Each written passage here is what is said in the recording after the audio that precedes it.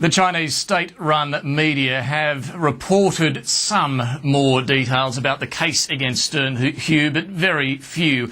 The reports suggest a computer seized from Rio Tinto's Shanghai office contained confidential information about more than 10 Chinese steel mills.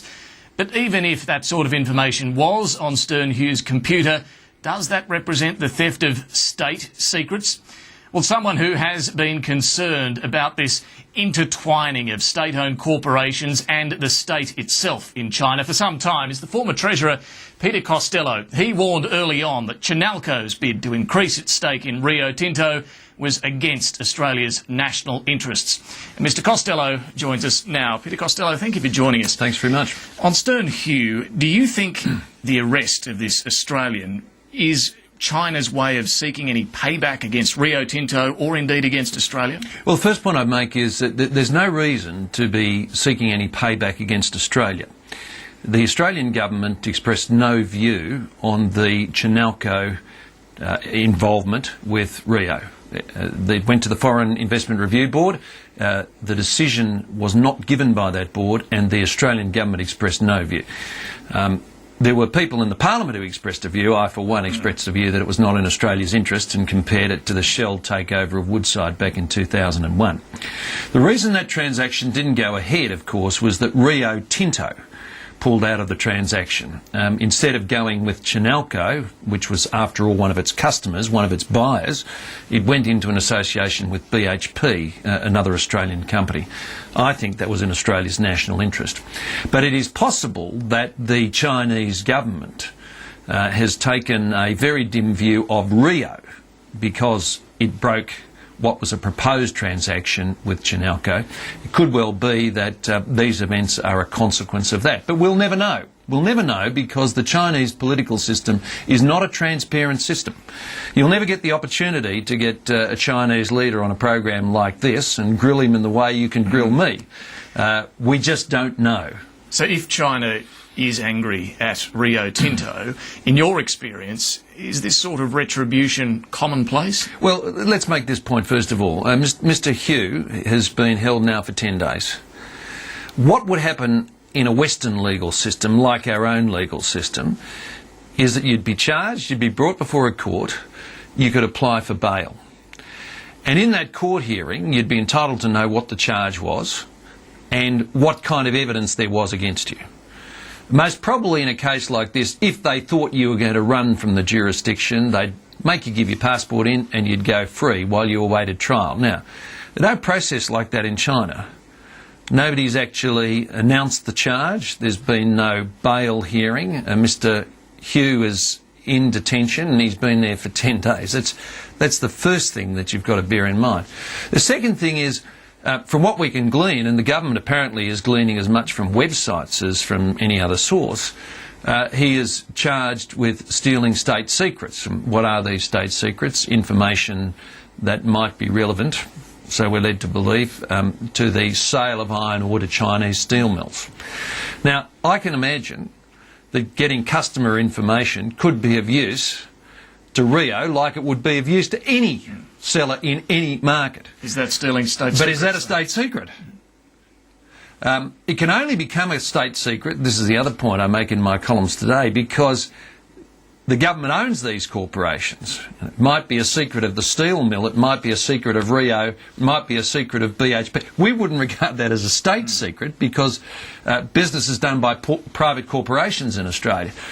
This again illustrates how different the Chinese system is. Is it a wake-up call, do you think, for people doing business with China? Well, the third point I'd make is this. Mr Hugh is apparently a negotiator for Rio in China, and someone presumably will have to fill his shoes. How would you feel if you were filling Mr Hugh's shoes for those negotiations now? So do you think Rio, and indeed other companies, will take a different approach to doing business in China in the wake of this? Look, China is a very important economic partner for Australia. But what I think this illustrates is when you're dealing with China, particularly with state-owned corporations, they're not corporations in the way we know them, and the legal system is not the legal system in the way we know it. And I think this has been an illustration of that process. It's a point I was trying to make when the Chinalco-Rio deal was on, that I think you've got to look very carefully at a state-owned enterprise. I don't think it's a normal corporation like a Western corporation, and that should have been taken into account by the Foreign Investment Review Board. Now, as it turns out, that board never had to make a decision. Mr Swan never had to make a decision. The Australian government never had to make a decision because Rio came to the decision that it wouldn't proceed with that transaction. Does China need to reform these issues that you talk about, the control and interest in state-owned corporations and its legal system? Well, you've got to remember this. China is moving from a communist system towards a more market-oriented system. This is in everybody's interest, in my view. It's in the world's interests and it's in China's interests. But it's moving. It's in transition. It isn't yet a society where you have private corporations that are free from government control. It isn't yet in a situation where you can sue the Chinese government in an independent court. It isn't yet in a situation where you have opposition political parties. It isn't yet in a situation where you have a critical press. I think there's a lot of people that go into China and walk around and see a booming economy and think, well, this must be like Australia or the United States or something else.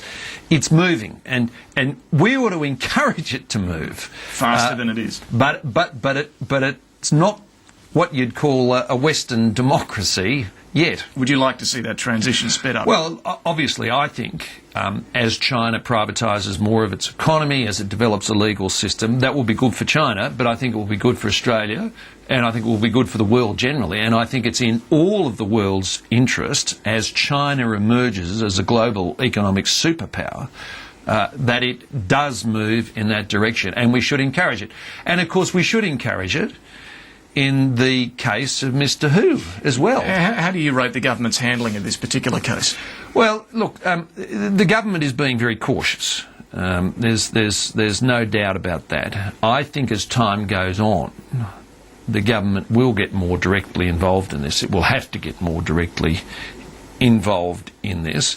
It's starting off cautiously, I think, because once the individuals at a very senior level get involved, they're the big shots in the locker. They are the big shots in the locker, but Malcolm Turnbull is suggesting they should be fired now. Kevin Rudd should pick up the phone to the President.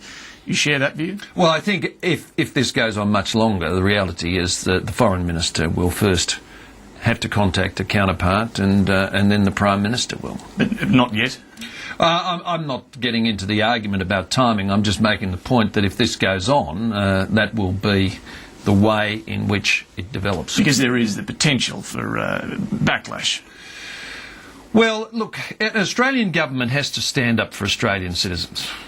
That's the reality. And Australia shouldn't be afraid to stand up to any country in the interests of its own citizens. Look, the only government Australian citizens have got was the Australian government. So the Australian government will have to stand up for Australian citizens. But at the same time, other countries have got to know we will stand up for our citizens. We will also look after our own economic interests. And we understand when they do exactly the same thing, they ought to understand when we do that thing. I can't let you go without asking about your continued popularity. Newspoll, according to Newspoll, you're seen by voters as twice as popular than Malcolm Turnbull. Any second thoughts about your decision to leave Parliament?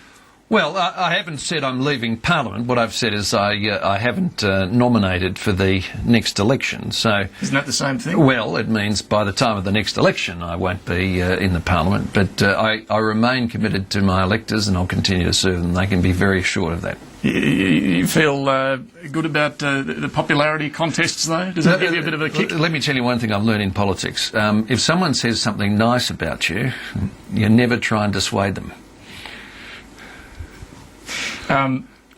Will you wait till the next election, or are you going to go in a by-election?